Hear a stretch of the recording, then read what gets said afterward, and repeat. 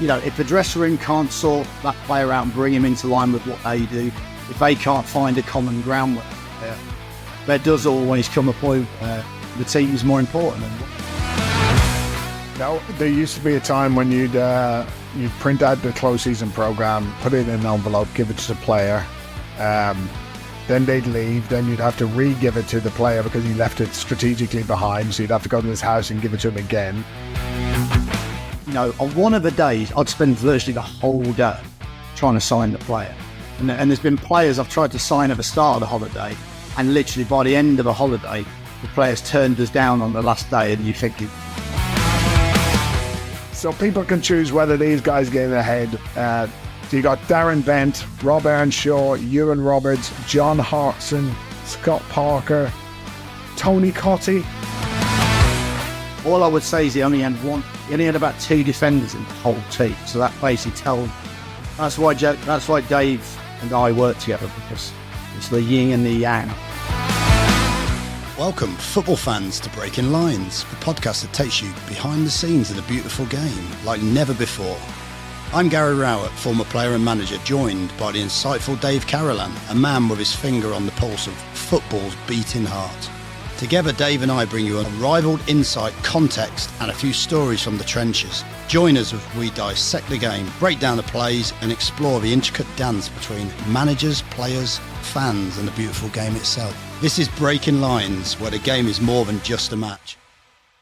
Welcome back to another Breaking Lines podcast, and this week it's an episode from Whistleblowers, where you, our listeners, have sent in your questions to have us answer them on a whole range of topics. And certainly the first episode of Whistleblowers has been really successful, and it's gone down well with lots of people, and feedback's been great. So we're kicking off with another episode of it today, and we're going to continue with the questions. Good morning, Gary. How are you? Morning, Dave. How are you? Yeah, life is good here. It's the close season, and of course that means we all have more time, having just watched all of the trophy lifts happening around the country, and we're seeing all of those kind of success stories that have happened, and of course the not so successful ones. So yeah, plenty of time for us. What about you?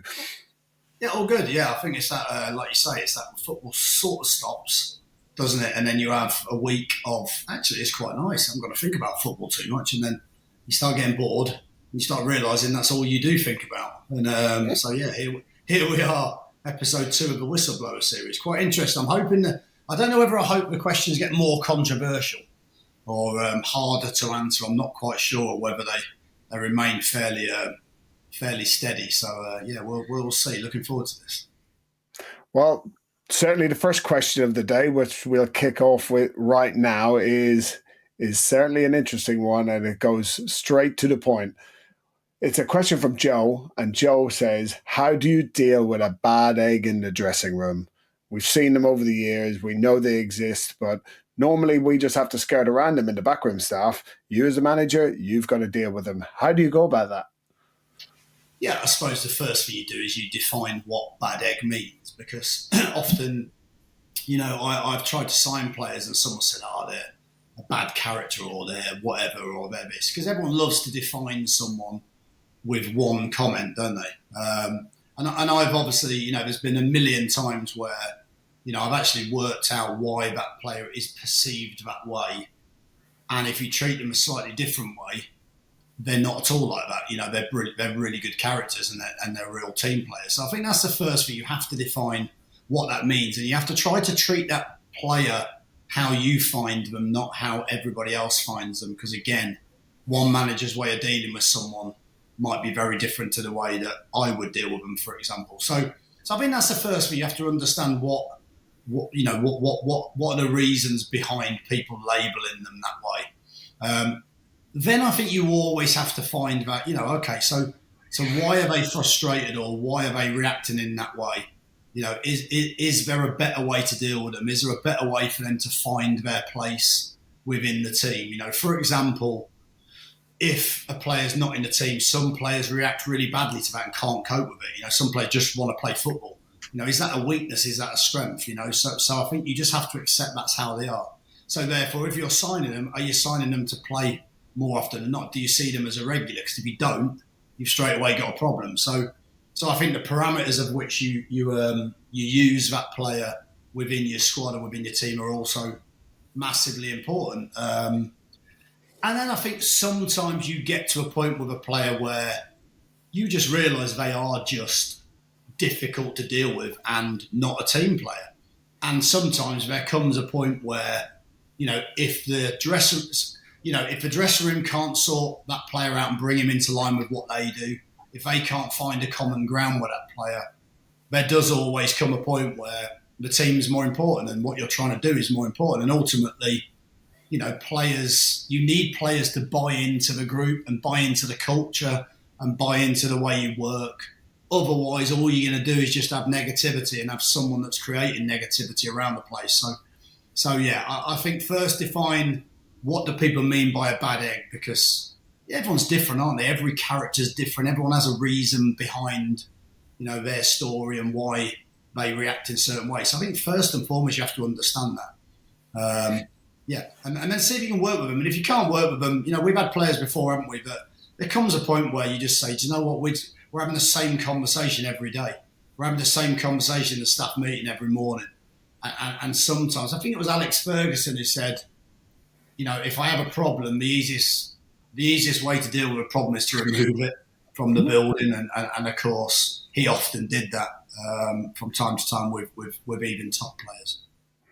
Yeah, and you can do that when you've potentially had a club of that size and that stature where maybe the capability of removing the bad egg, so to speak, is easier in some ways. But if you're in the lower leagues and you've got a bad egg, and maybe moving them on isn't that easy, is it? Because it's not just that they're in your building, but you're trying to move them out to somebody else's building, and they're probably wondering and querying, like, why are they letting this guy go? Especially if it's a talented player. I'm not saying that the other players aren't talented, but quite often you can have a talented player who's maybe got challenges around attitude or application or something. And that's probably part of that definition of what a bad egg is, isn't it? Some people just don't work hard enough. Other people just don't really have the kind of mindset to really comply with maybe the discipline that different managers might instill in the team. And they feel like it's imparting or getting in the way of their ability to be creative and, express themselves, don't they? But obviously another club would be looking at that thinking, well, why are they getting rid of him? Is there something that we need to know? Is there something between the lines here that we need to read? You sound like you were trying to describe yourself there, Dave. You said suppressing creativity. It sounded like you when you join in one of the sessions, and I tell you've got to pass it back to me because that's what we need them to do. Yeah, I would find defenders kind of constrain that kind of creativity. But anyway, moving on from that, back to the bad eggs. Yeah, I think that, again, I've probably only ever had one player I can remember that after signing them very quickly, I realised I had to get them out of the building. Within a month, I realised it was a mistake. Sometimes you have to hold your hand up. And I think at that point, particularly lower down, you've got to try and minimise the financial implication of that mistake, because of course you can't afford a costly mistake. So we managed to move that player on quite quickly without losing money. And I can honestly say, I'm trying to think back, I don't think I've ever had to get anybody to train on their own or to train in a small group. Now, I understand why managers do that, but I always think, there's a way around every problem. There's a way of solving every problem. There's an opportunity to try and find a common ground, but of course you can't compromise and deviate too much from what you're trying to do, because we've seen it before, haven't we, where one player can have a material impact on the rest of the players. The rest of hugely. Yeah. And you can't allow that player too much leeway, because if you do, that affects all the other players. So there's always that knock-on effect. But for me, the key is always to try and understand that player and understand why they react in a way. And sometimes I think a lot of people skirt around issues and skirt around certain things. And sometimes you have to just sit a player down and just say, your attitude stinks. Like, why are you doing that? Like, I remember pulling a player once and saying, what would you do if one of your children acted in this way? Like, if you found out at work that one of your kids was constantly late at work. I said, would you be proud of that? And they said, well, no. I said, well, why are you doing that then? Because that's essentially what's going to happen. You're going to accept that's fine and that's okay. So there's different ways around. I'm not saying every player would act in that way, but you're trying to find a reason for that player to change their behaviour, I suppose. And some players will, most players will. You have to also understand that player and show a bit of empathy. And then there's the odd player that just won't do it, and they're just not a good fit for your culture or for you as a manager. And so therefore, at that point, you have to just, stop the battle and move that player on, and that's best for everybody. I think, so summing it up, in the future for some of these guys, the bad eggs, it would be interesting if they had that normal application form that most people would have when they're applying for any other job, where it said, are you a team player? And if they had to answer it honestly, maybe they couldn't actually go along with that, could they? Well, again, you've got to do your research when you join, haven't you? And that's why it's important to speak to other managers, speak to other people that have worked with a player, do social media checks, background checks. You've got to try and find as much about. It's interesting today's age, isn't it? That we talk about signing players on data, we talk about signing players around certain metrics, and I think that's vastly important. But I also think you cannot miss the character part. You cannot miss will they fit into the how you work and the dynamic you're trying to create. And you don't always need everybody to be squeaky clean and easy part of that. Sometimes you need something to ignite a little bit of confrontation, don't you? Sometimes you need players that are going to say it how it is to drive some of the other players that maybe are a little bit more quiet. But you need to know what that player's about. And I think getting as much information as you can beforehand, usually not from the player, because of course, no. If it's a decent contract, they'll tell you exactly what you want to hear. So like most people will. Absolutely. Well, the one thing we know for sure is pretty much in every dressing room, by and large, there exists somebody who maybe not be a bad egg, but they've got the potential to become one if they feel that they're being compromised and not treated well. So we have to keep our eye on those. And obviously the backroom staff, we try and help with those situations, don't we? We're trying to stop it before they go bad. Anyway, enough on that one. And then we're going to spin off now to a completely different area, which is something from In the Club, who sent this one in. And it relates really to the close season, which is an episode that we're about to do. We're going to be recording really, really soon because obviously we're in the close season. It's how much time do the players get off?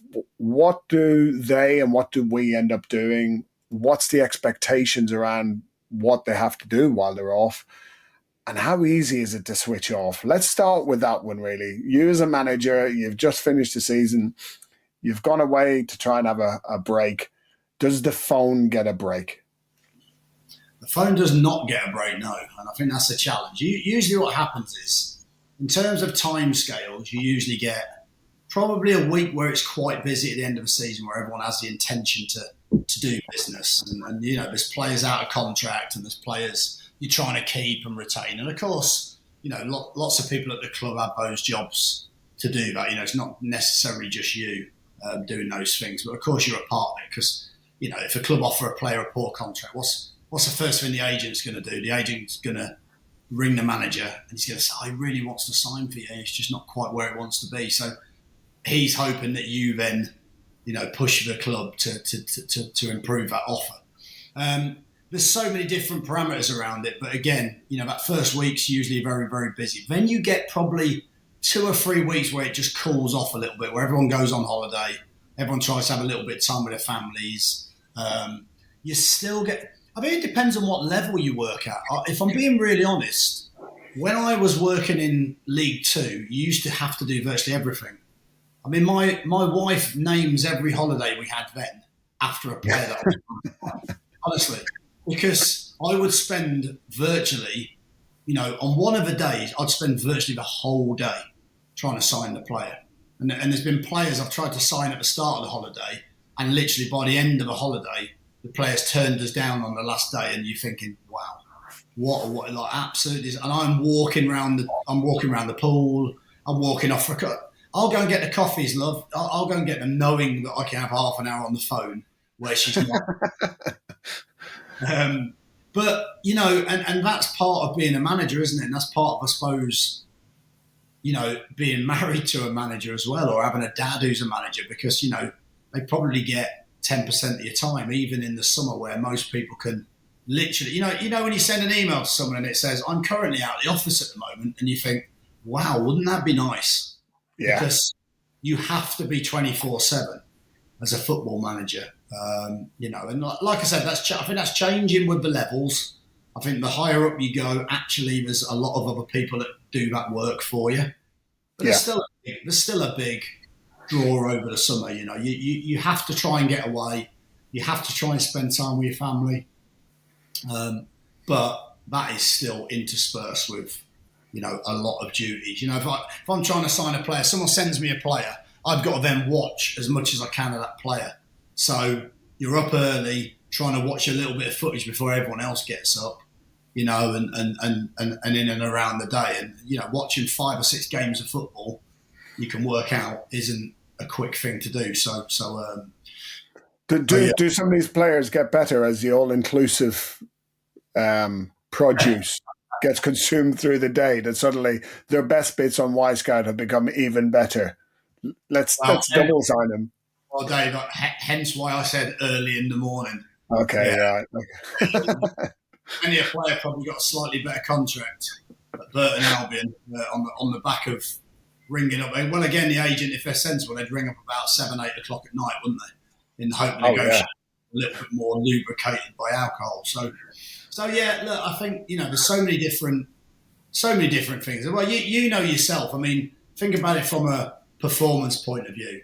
You're still monitoring the work that players are doing. You're still, I suppose, having to plan for pre-season in different ways. So, do you get, you don't get weeks and weeks off where you have to do nothing, do you? Let's be really honest. No, there used to be a time when you'd print out the close season program, put it in an envelope, give it to the player. Then they'd leave. Then you'd have to re-give it to the player because he left it strategically behind. So you'd have to go to his house and give it to him again. Whereas nowadays it's all digital. However, it doesn't stop players having support needs around. I'm currently on an island in the middle of South Asia. I don't have anywhere to run. What should I do? And those are the types of challenges. I've had a player recently. I can't do any of the close season program because I'm on a 3-week safari in Africa. And it's like, right, these are new challenges. We didn't have these before when players were literally just going to Ibiza, and the challenge there was, were they going to be hydrated enough with the right type of fluids before they were doing whatever exercise. Surely just get out the safari jeep. Like that surely you're going to have to run a lot. That's a speed session, isn't it? It's a speed. Mixed with some agility, because if that's chasing you, you better move quick. But yeah, it's the same for us. And obviously, as signings have become more about, as you just said it before, the data, the contacts, getting background information, medical information, we now become part of that kind of network of people who are consistently working throughout that close season period while you're trying to relax, but you're also having to help with players who are leaving, players who are still with you who need support, and new players who are coming in because whatever their close season program may have been from their previous club, you now have to support them with the new close season program that you want to give them, which might have a different kind of emphasis, so they're challenges as well. And I suppose it's also ensuring that players now do the work, because so many of them have decided that they're going to use close season camps that are run by private people, organizations who are going to run camps in,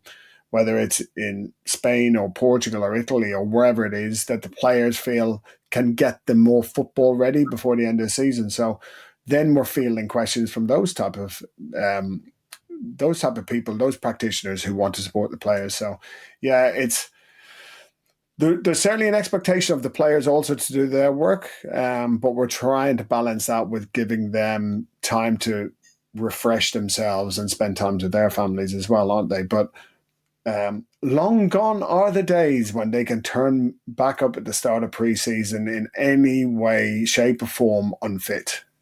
So That's a big difference from maybe when you were playing, when closed seasons were different.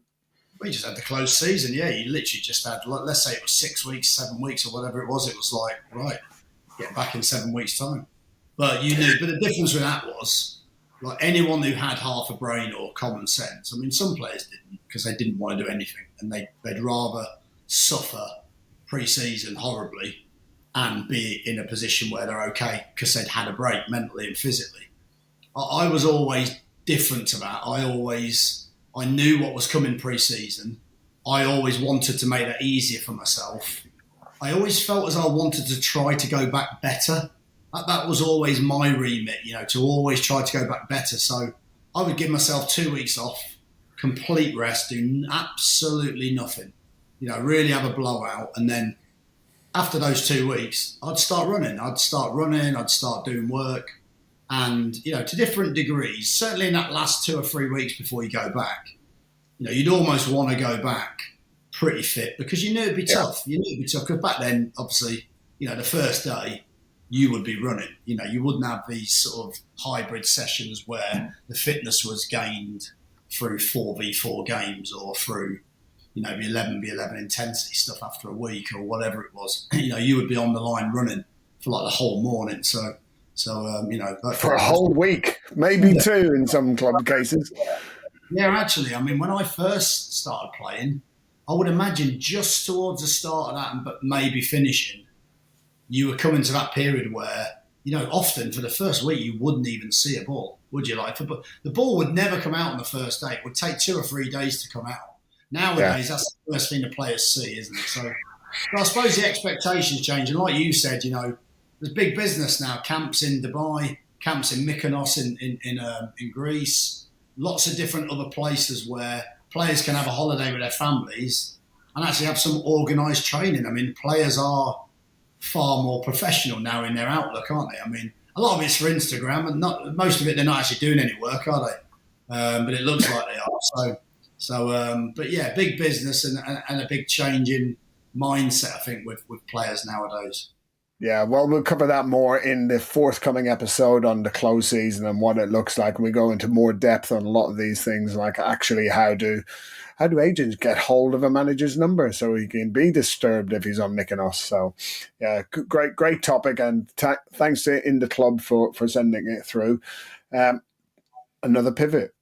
Thomas Cumberworth has asked, what is our approach to creating a high performance environment? And I suppose we have to kind of asterisk this with the range of high performance environments is vast, isn't it? From the very, very elite clubs who will have unlimited resources in some ways, down to some of the lower league clubs. But they can equally have a high performance environment given their situation, can't they? It's not the best clubs have got the best environments all the time. You can see some really, really productive and high performance environments with very, very little. Maybe because culture is good. Yeah, I mean, Tom's asked that question. Tom's actually an ex-under-18 player for me at Derby, so Tom was a great lad. A player actually that would try to maximise himself, in everything he did. So I'm not surprised that he's asked that question. For me, I think it's different for everybody, isn't it? I mean, for me, it's always about trying to maximise what you have available. Like you said, Dave, I think it's trying to create a culture where people want to get better, have the opportunity to improve, enjoy coming into work every day. I know that's not always the case because of course, sometimes, the challenges are different. And trying to create a group and a team of staff and players that have the same goal, want to be the best, want to push forward, want to challenge each other. For me, that's a high performance environment, that people call it the no excuses culture or whatever that might be. But when I was a manager in League Two, I always said, why shouldn't we run the club like a Premier League club? Because people always say, it's League Two, you haven't got the money, you haven't got, but so what? So what? Aspire to do everything you can do to the level that you would do in the Premier League. And for me, That's a big thing. Learning is a big part for me. He's always learning, always trying to be better, always trying to be, humble and improve, and Yeah. enjoying it as well. And enjoying it as well, Dave. I think enjoyment's a big thing, isn't it? When we've had a lot of our success, it's when we've come into the office in the morning and everyone likes being in there. You're in there with your friends, you're in there with people you work with, and you enjoy working hard together and trying to create something. And so sometimes it's that journey, isn't it, that's really, really important rather than people often say the destination. So that would be it for me. Go on, give me your approach to a high performance environment, which of course is something that you spent a lot of time trying to build and I would presume thinking about. Yeah, I think I start with, what have we got within the building in terms of human resource, physical resource, maybe financial resource.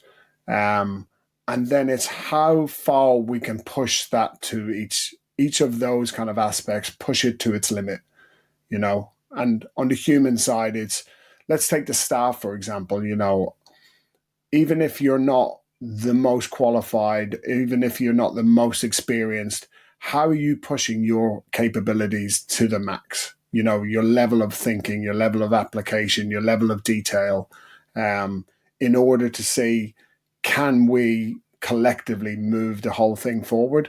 And I think if you've got a mindset around trying to maximize yourself, and you talked about learning there, continually learning, looking for innovation. Are you a blue sky thinker, or are you somebody who's just come to work to kind of pick up a paycheck? Or are you trying to find new ways of doing things? Are you reflective on your practice and trying to be better at what you do?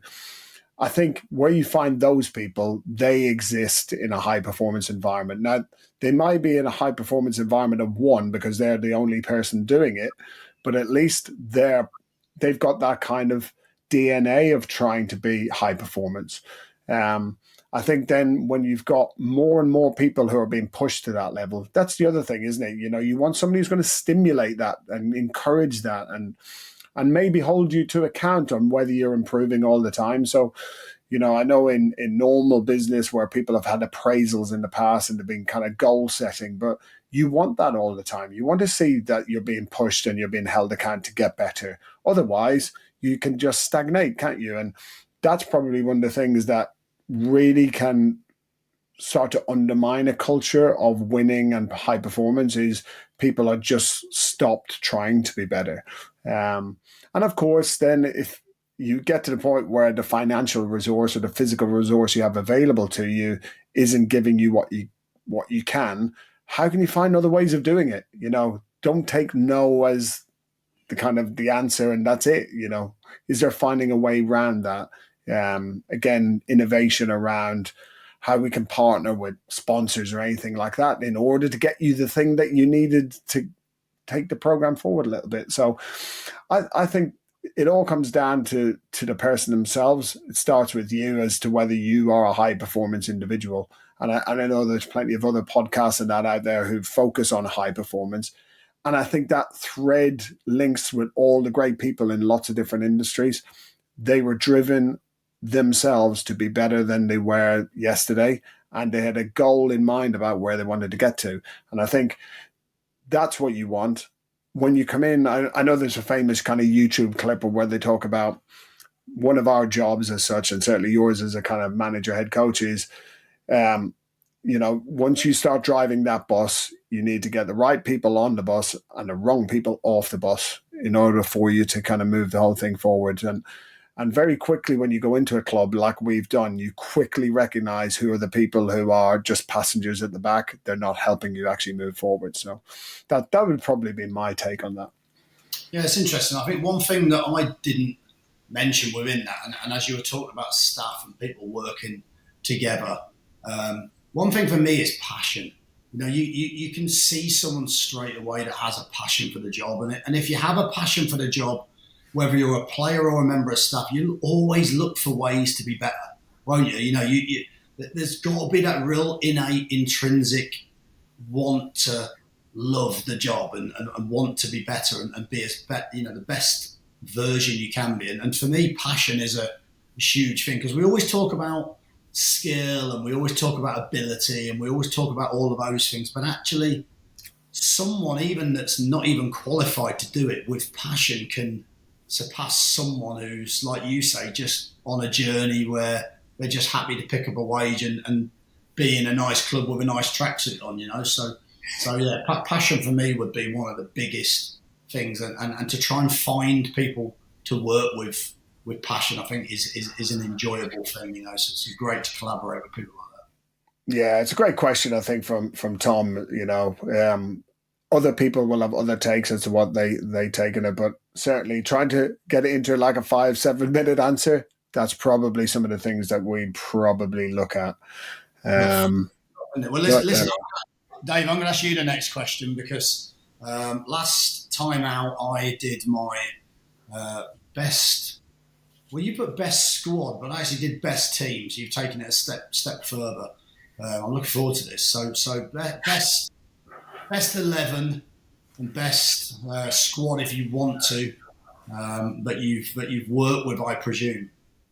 Yeah, I mean, obviously, I bounced around a few clubs. I wasn't obviously good enough to play professional football, only because, I didn't have the scouts there at the time. Obviously, they just missed it. There's so many sob stories of people who've been missed because Unfortunately, scouts were never there at the right time. But I've got a story about that for another day. But, in terms of squads, players that I've worked with, I've been fortunate over my time, similar to yourself, to have been around some really, really talented players. So trying to narrow it down into 11 has been a bit of a challenge, but here goes. Right. So goalkeeper, really easy for me. Robert Green, who came through the academy at Norwich. So saw him move from academy player into the first team and then leave and go on to being like Premier League kind of stalwart for so many years at like West Ham. It ends up at Chelsea, lifting trophies as well. Plays for England. Outstanding goalkeeper. He was great because he could do unorthodox things. He would pull off saves that most goalkeepers wouldn't be able to save, because he just had that kind of natural ability to throw himself in the way of things, react. He wasn't necessarily like a super technical goalkeeper in some ways, but when it comes to keeping the ball out of the net, he just found a way. So there's a great save that he made in the playoff final against Birmingham years ago, where he managed to get his foot and his hand to both stop the ball at the same time in midair. So there you go. I'll link that clip at some stage. Right, the back four. So I'm playing like a 4-2-2-2, right? Okay, so let's work this out. Right back. Just overcomplicate. Yeah. Everyone who gets a chance to be a manager, just try to overcomplicate it. Go on. There you go. Look, I've got to get lots of creative players on the pitch here, so that's it. Right back, Thomas Helveg, obviously Danish international, Danish captain, was with us at Norwich for a year. We weren't a particularly successful team, but he showed real quality. We probably got him he was just over the hill in terms of his stellar career when he was at AC and Inter Milan and playing for those teams, and at the World Cup and Euros. So, but a quality player, just unflappable when he had the ball at his feet. So he's decent. Left back was Adam Drury, who had a long period at Norwich.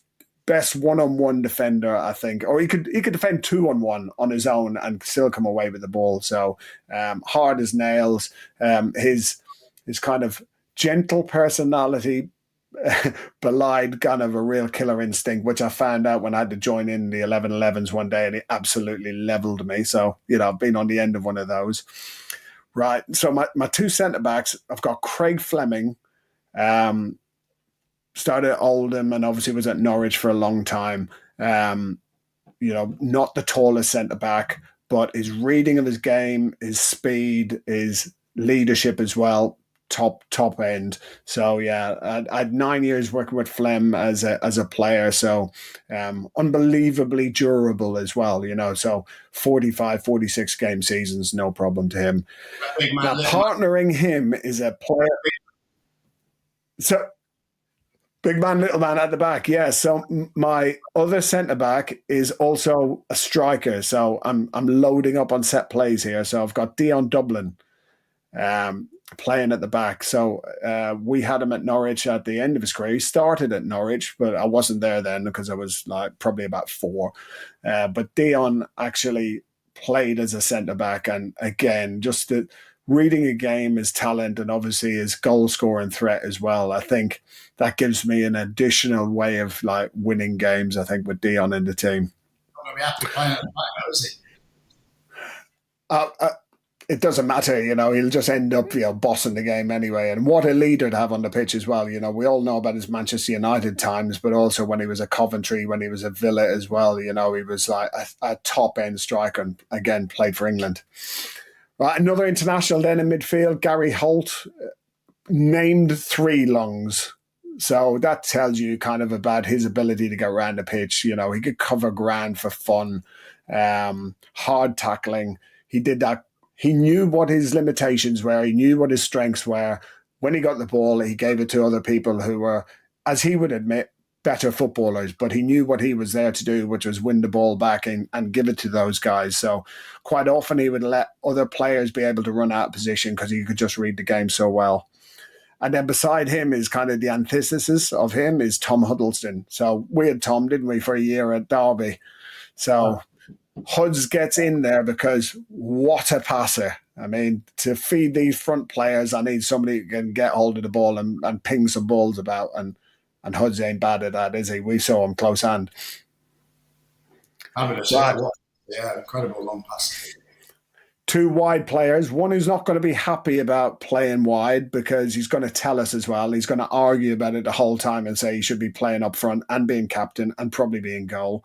Well, Craig Bellamy. Guess this one. Have I worked with him? Don't think so. Oh, right, okay. Right. No, Craig Bellamy. I thought you were talking about Clinton. Clinton for a second. No. We'll get to the strikers in a minute, but we're going to have to disappoint Clinton. But yeah, Craig Bellamy on the wing, what a talent again. His career at the top end, starts at Norwich, ends up at Newcastle, Liverpool, Coventry. He's a top player, wasn't he? And obviously now making his way into coaching and management at Burnley with Vincent Kompany. But as a young player, wow, what a pain in the backside he was. Like super driven, but what a talent. So yeah, Bella's one side, and then probably the fittest player I've ever worked with goes on the other side. Not just fit, but great attacking player. So Darren Huckabee gets in on the other side. What a dribbler, good goal scorer.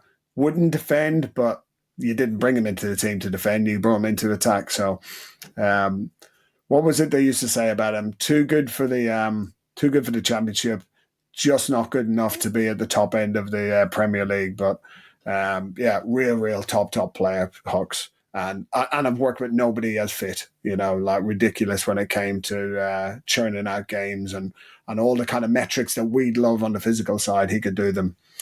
Front 2, Crouchy makes it in, even though he was only with us at Norwich for a short time. And obviously we worked with him at Stoke. So I saw him at both ends of his career. Like, what a goal scorer in the Premier League. And with those 2 whippets going down the wing, I think we're going to be able to cross some balls in for Crouchy to be able to deal with. But also, if we need to play forward, the big man, he's going to flick things on, isn't he? He's going to hold it up quite well for us. And playing in partnership with Dean Ashton. Oh, wow. So Dean Ashton then makes it in as the last member of the team in that formation. Again, what a talented player. Real unfortunate with the way his career ended with his ankle injury, because I think he was only destined for like top end of the Premier League or even abroad. Really good player. So that's my 11. Love it. Absolutely love it. Well, listen, I'd love to hear your bench, but nowadays with 9 on the bench, it's going to take too long to rattle them all off. You could say them quick. Right. Okay. So people can choose whether these guys get ahead. So you got Darren Bent, Rob Earnshaw, Ewan Roberts, John Hartson, Scott Parker, Tony Cotty, Wow. Matty Svensson, David Bentley, Mikhail Antonio, who is the only player I had when we were at Colchester. He came out on loan. We got Damari Gray, Joe Allen, Darren Fletcher. Fletch, he's won the Champions League, won the Premier League. Matty Vidra, Curtis Davis, what a defender Curtis was as well. Clinton, he won't stop talking about the fact he ain't made this team, but he can argue with the other guys. And then you've got two great goalkeepers. You got Thomas Cusack and you've got Jack Butland as well. So there you go. That's the full squad. I've got a whole squad and people not even getting in the squad. I only did an 11. You've done about 28 players there in yours. By the way, if anyone would swap some of those bench for Dave's 11, starting 11, please, put your comments forward. But all I would say is he only had about two defenders in the whole team. So that basically tells you. That's why Dave and I work together, because it's the yin and the yang. I'd go far more. So, yeah. Anyway, team Dave, yeah, brilliant team, mate. There you go. It's not a bad team, is it? We got. I'm pretty sure they're nearly all internationals and that. So I've been really fortunate, in my time to work with good players. Good players make us look good as well at times, don't they? There you go. I wonder how many teams we'd get into. Some of those players. That'd be even more interesting. Yeah, I'm not sure if even like the backroom staff of some of these lads, but there you are. Right, let's get back onto it. Right, great question here from Sam Turner, 1875. And the 1875 probably tells you where this is coming from. He's a Birmingham supporter, I assume. And his question is in relation to Birmingham. What was the aim of the 16-17 season, the 2016-2017 season at Birmingham? Do you believe that playoff football was achievable with the squad you had? Yeah, absolutely. That was the plan. I think the season we got there, we went from second from bottom to 10th very quickly. The second season, I think we didn't come out the top 10 the whole season, finished 10th. And then the third season, I think when we left, we were in the top 6, maybe just dropped out, but we're in the top 6 for the majority of that sort of opening spell. So, yeah, I think that was always the plan. We had some excellent, I think that window, I think it was a January window actually, was probably the start of it, because we had some excellent targets lined up. I think we had Aaron Moy was a potential signing at the time. I think Johnny Russell at the time. I think we had a couple of other good signings lined up, and it was the first. Bear in mind when we first went in there, we only had. I could bring one player in on £5,000 a week. Now I know that's a lot of money, but back in the day in the Championship, it wasn't a lot of money, and that was when we brought Michael Morrison, of course, and what a player Morrow turned out to be for the club. Absolutely, for us, yeah. It was the first. That January was the first time we had an opportunity to truly strengthen the team, and we had a really solid team full of good players. I mean, if you think about the forward line, the likes of Damari, the likes of Shay Adams, who we'd not long signed, Clayton Donaldson, Dave Cottrell, Jack McGoma. So we had some really, John Terrell. I think we might have signed Diego around that time. So actually, when you look back, we had some really talented forward players. Yeah. And that was probably the first time I actually felt as though we could seriously kick on it. It felt to me like it was only a matter of time before we took the next step, which probably was getting in the top 6, and pushing on from there, hopefully. So yeah, it's really exciting plans for that season. And like I said, we ended up leaving before we had an opportunity to try to take the next step, which was that January. And I think that was the issue in the catalyst. I think there was all this money potentially available now. Well, I say all this money, but a lot more. And so people had ideas of grandeur around what they needed to do with that money, rather than give us that opportunity to actually build and see if we could take it a step further. So yeah, exciting plans for that season.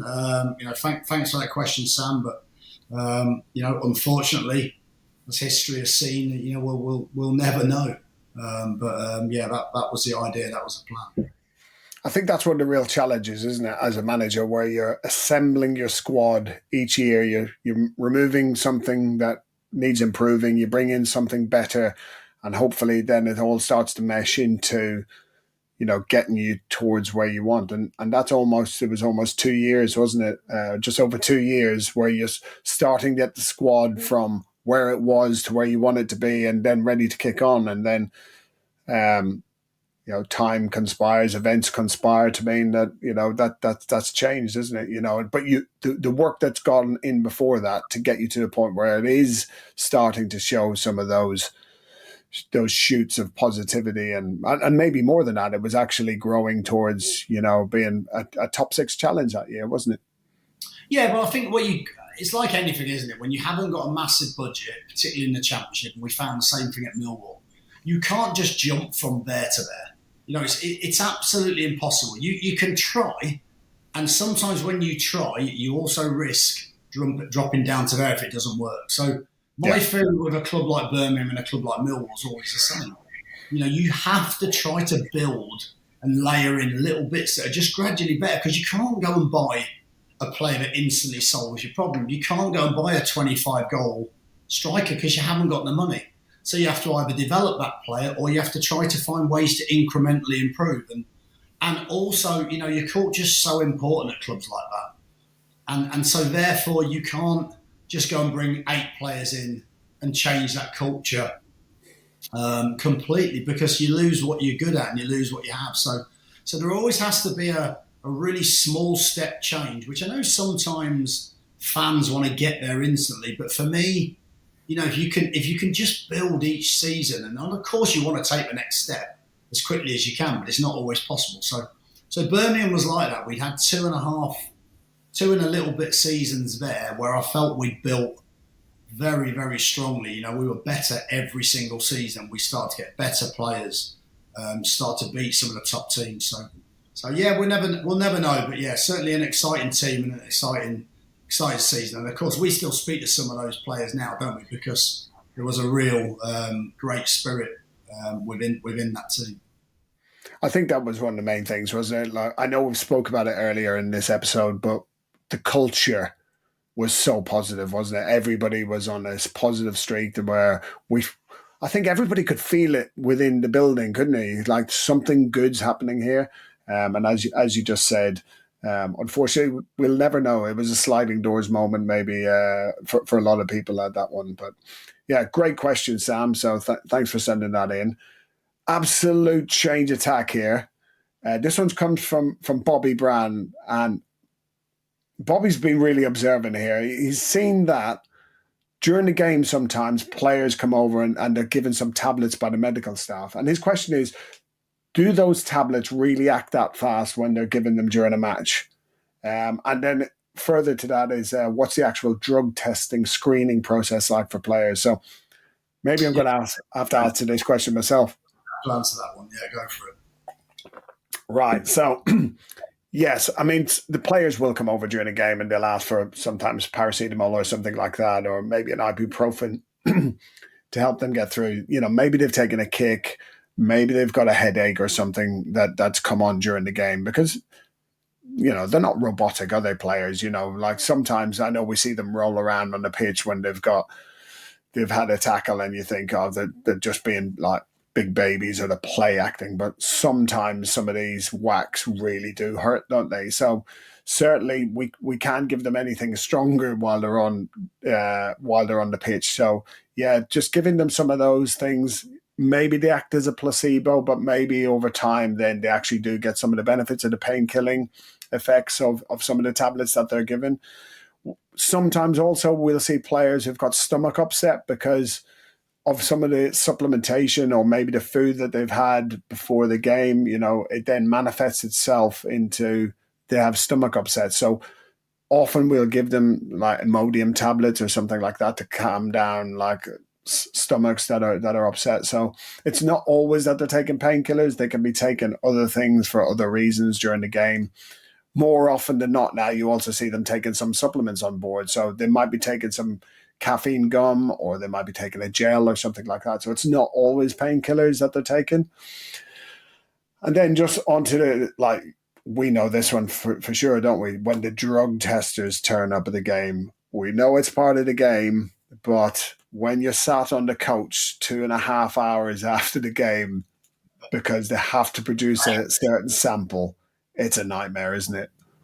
Yeah, it's a pain in the backside. I mean, you literally, I mean, I've had it with playoff games where there's no other games on.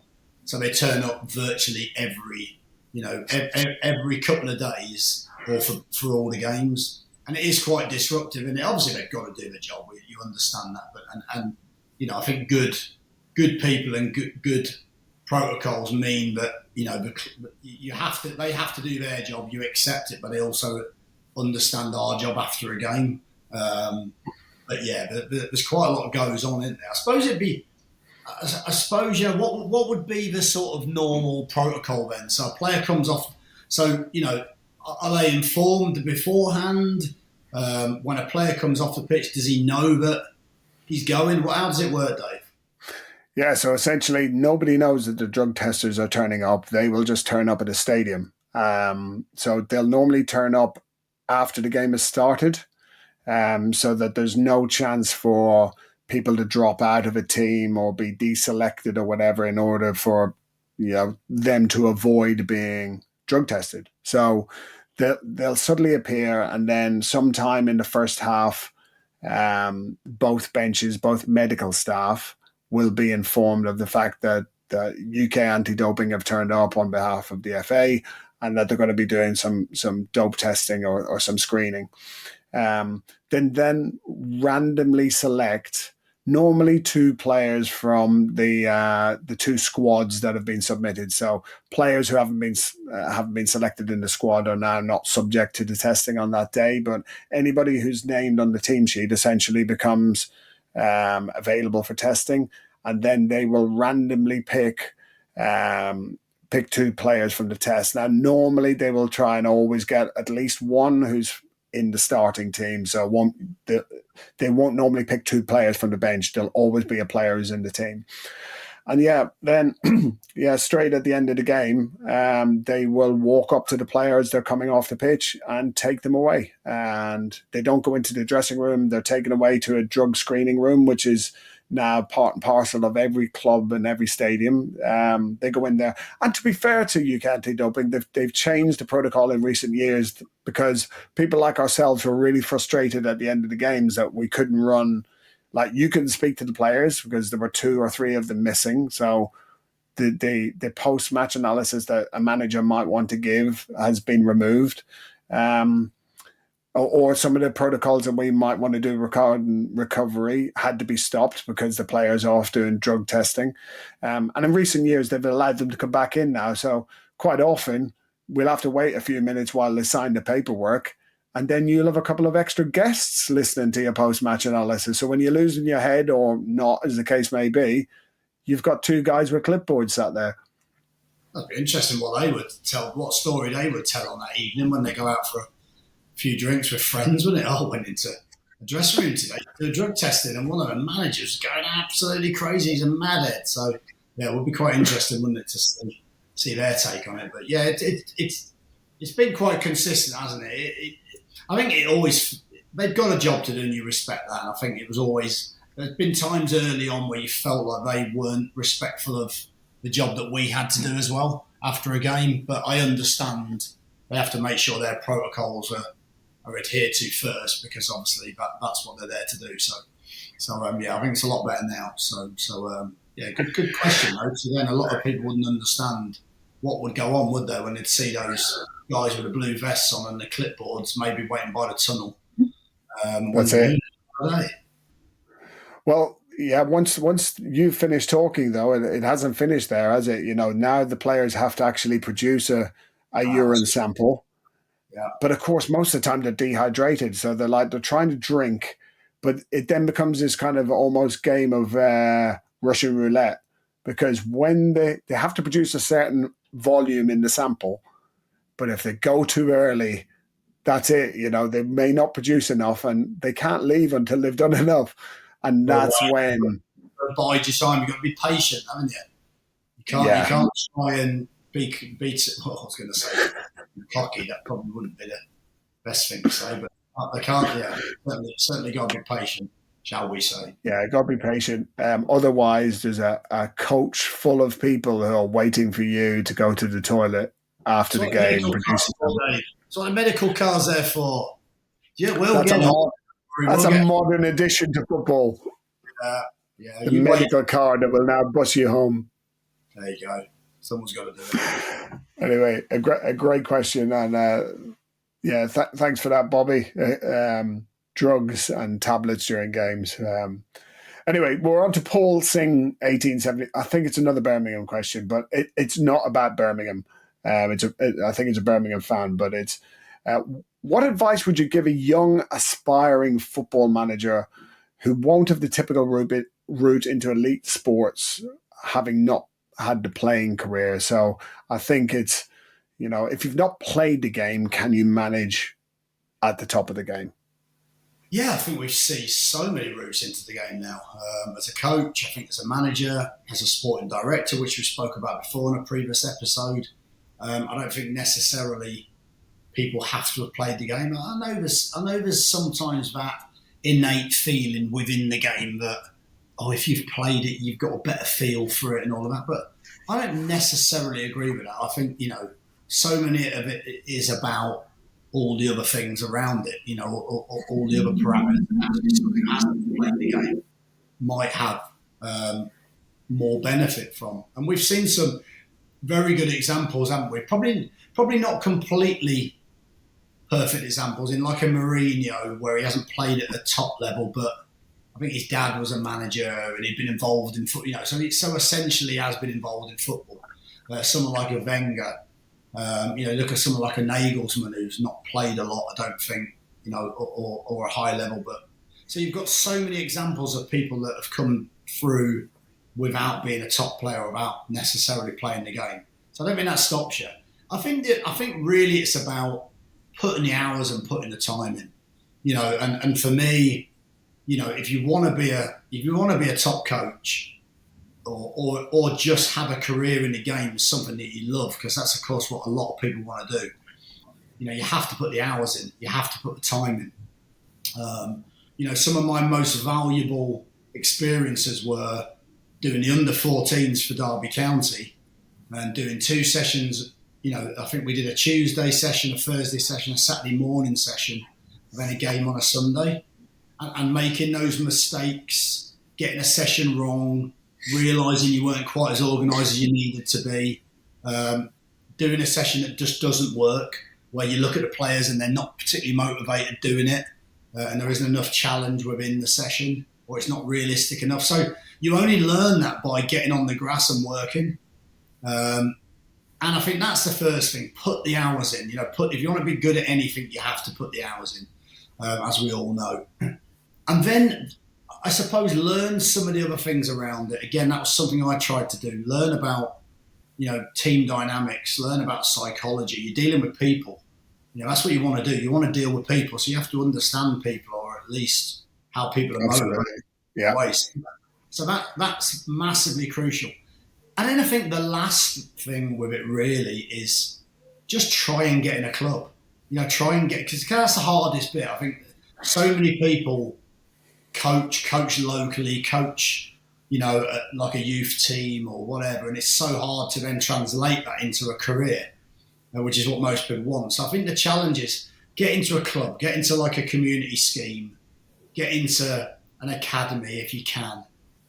Like if you're a good coach and you work hard enough and you put the hours in, eventually you will work your way up if you're patient enough. I think the challenge for most young coaches are you can do that for maybe 2 or 3 years and it just doesn't pay enough to be a career. So there's probably a window for a lot of people of maybe 5-10 years of trying, and then most people have to go and get a proper job. They have to go and work for a living.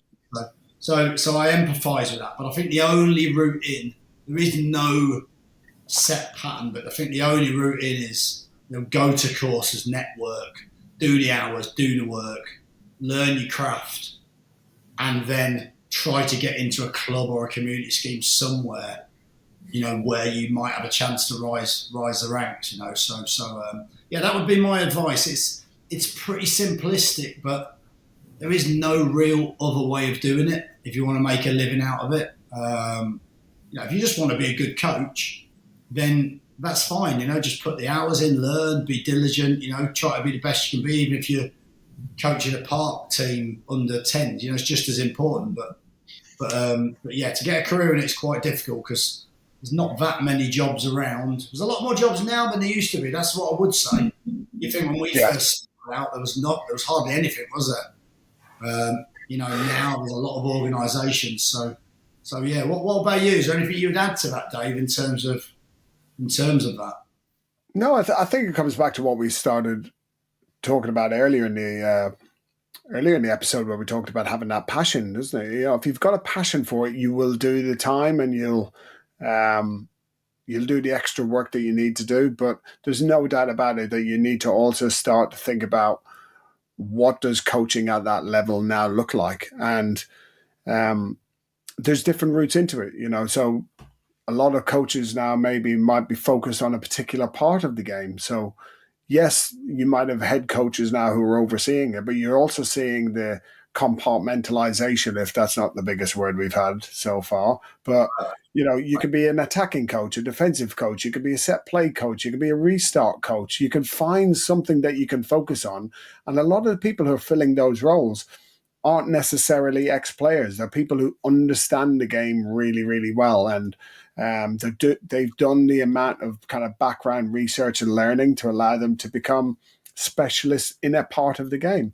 Or we've also seen, as you said, in new roles and these more creative roles we're seeing, you can become an individual coach, or a coach that's focused on transition of players between different age groups. So there's certainly opportunities out there. But at some stage, you've got to find a way in, and that might be starting in an academy at a club, and finding your route that way. There's plenty of examples of people who've worked their way up. Let's be honest, Ajax have always had that as part of their mantra, isn't it? If you want to be an Ajax coach, you start at the bottom with the young kids and you work your way up through. And there's no real way around that. If you want to come through their system, you've got to have done that kind of pathway as a coach. There's a pathway for a player, and maybe there also needs to be a pathway for coaches. But I'd say that's probably the best way, isn't it? Yeah, I'd say so. I'd agree with that. I think there's no easy way to do it. Like you say, if you're passionate about something, you find a way. It's a shame because there's probably a lot of people that end up having to drop it as a sort of a career because they just can't make enough money out of it or can't find the right role, and that's a shame. But like you say, there's so many ways in. Data's massive now, so if you have an understanding of data and you want to be a coach, there's ways of sort of trying to maybe combine that. So you go in a different route. But yeah, there's lots more opportunities now, and that's probably the best advice we could offer. Well, that's probably going to bring us to the end of this episode here. Another great question there from Paul around management, but I think we've covered a lot of topics this week, haven't we? Yeah, absolutely. There's been some good ones, really good ones. Interesting to see or hear your team. Would hope there's not too many of those players on the bench now messaging in with expletives for you, saying, I can't believe I couldn't make. At least at that point, it's not my fault that they're not playing. At least you can get the blame and see how you deal with those 9 bad eggs that you're going to find in the next hour messaging you. Well, it's not quite live yet. Maybe not in the next hour, but yeah, I'm looking forward to see how you deal with that, Dave. Yeah, well, I think most of them would probably have to just accept it, because they're just going to get bullied into it. So that's it. They've just got to take it. They're a member of a squad, and we all win together, lads. We all win together. Until next time. Thanks for that, Gary. It's been another great episode of Whistleblowers. Looking forward to the next one already. Okay, Dave. Thanks.